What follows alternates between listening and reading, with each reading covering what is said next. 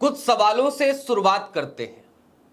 क्या वाकई में गडकरी को एकनाथ शिंदे का फोन आया था, या फिर कि गडकरी बागियों के सरदार बन गए हैं, या फिर कि महाराष्ट्र में गुजरात लॉबी के खिलाफ कोई खिचड़ी पक रही है, या फिर कि दरअसल भारतीय जनता पार्टी और एनडीए के बागी ही आज की तारीख में 9 सितंबर का इंतजार कर रहे हैं और गुजरात लॉबी को एक बड़ा झटका देने की कवायद में लग पड़े हैं।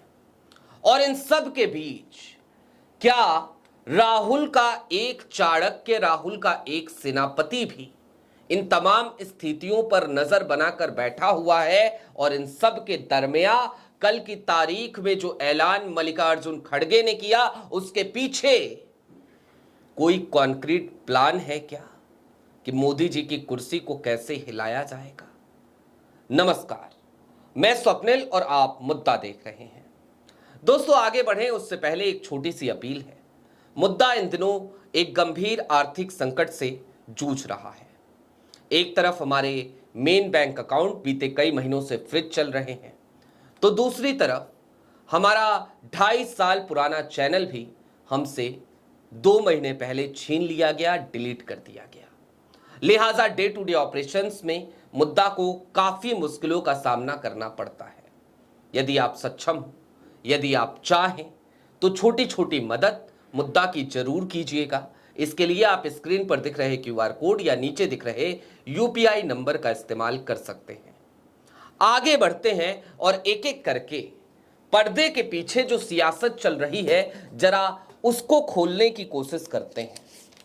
दोस्तों, नितिन गडकरी ने काफी सारी बातें फिर से कहनी शुरू कर दी। मसलन अखिल भारतीय महानुभाव परिषद नागपुर के एक कार्यक्रम में गडकरी साहब ने कहा कि जो ज्यादा मूर्ख बना सकता है वही अच्छा नेता हो सकता है। किससे कह रहे थे, इसे अभी डिकोड करेंगे। उन्होंने कहा धार्मिक कार्य में नेताओं को बुलाओगे तो वो आग ही लगाएंगे। ये भी नितिन गडकरी साहब ने कहा। अब गडकरी साहब जब ये कुछ कह रहे थे तो जाहिर सी बात है लोगों के मन में एक सवाल पैदा होने लगा कि भाई, देश के जो पंत प्रधान हैं वही तो मंदिर जाते हैं तो कैमरे लेकर जाते हैं, और प्रधानमंत्री नरेंद्र मोदी ही आज की तारीख में जो उनका प्रचार तंत्र है वो उन्हें सबसे अच्छा नेता तो बताता ही है। तो गडकरी साहब कह किसे रहे थे। खैर, गडकरी साहब कोई पहली बार नहीं है जब इस तरीके की बात कह रहे हैं। लंबे समय से वो इस तरीके की बातचीत करते रहे हैं।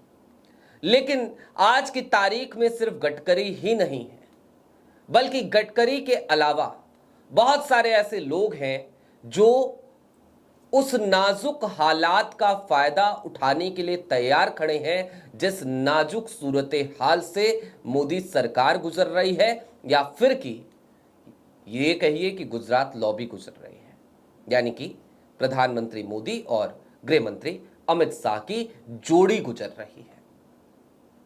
एस जयशंकर साहब आज की तारीख में ऐसा लगता है जैसे उन्हें किनारा करने की पूरी तैयारियां गुजरात लॉबी ने कर दी है।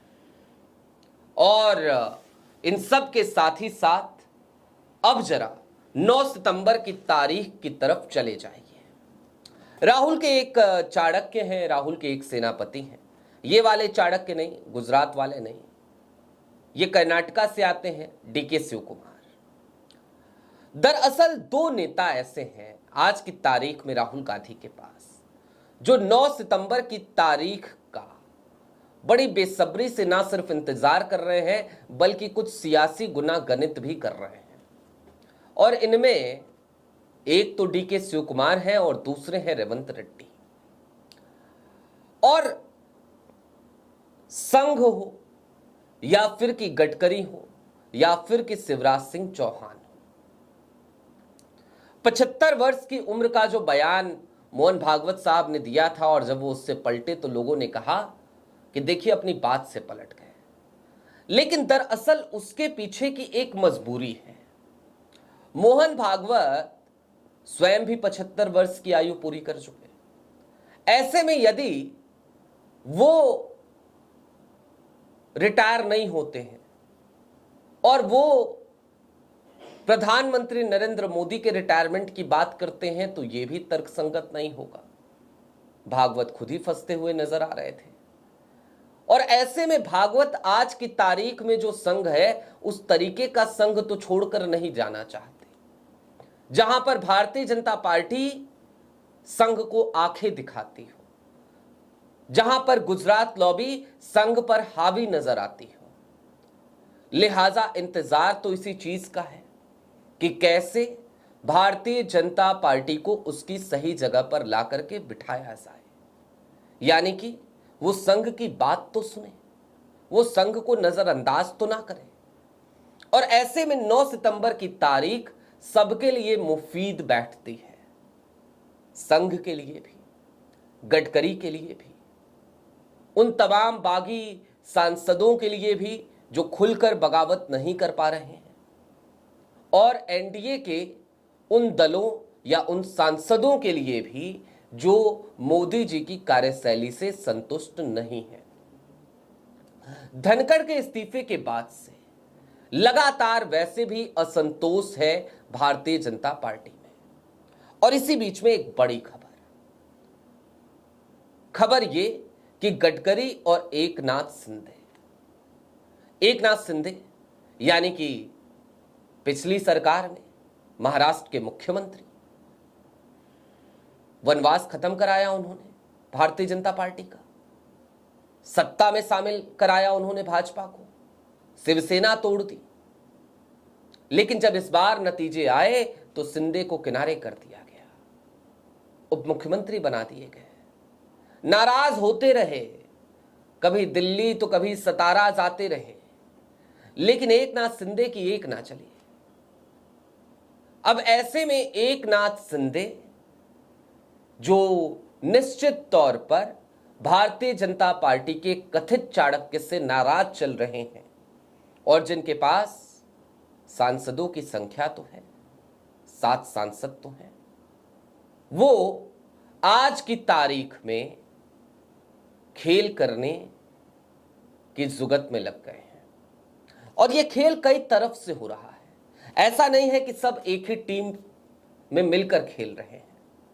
गडकरी अपनी बिसात बिछा रहे हैं एकनाथ शिंदे के साथ, तो नायडू जगन मोहन रेड्डी से एनडीए ने बात करी, राजनाथ सिंह ने बात करी, तो नायडू अलग नाराज चल रहे हैं, वो अपनी बिसात में लगे हैं।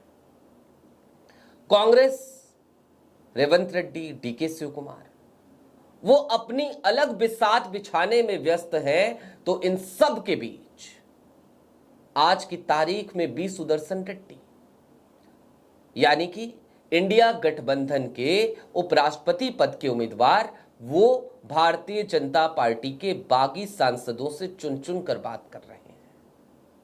बिसात हर तरफ से बिछाई जा रही है, और सबको इंतजार है 9 सितंबर की तारीख का।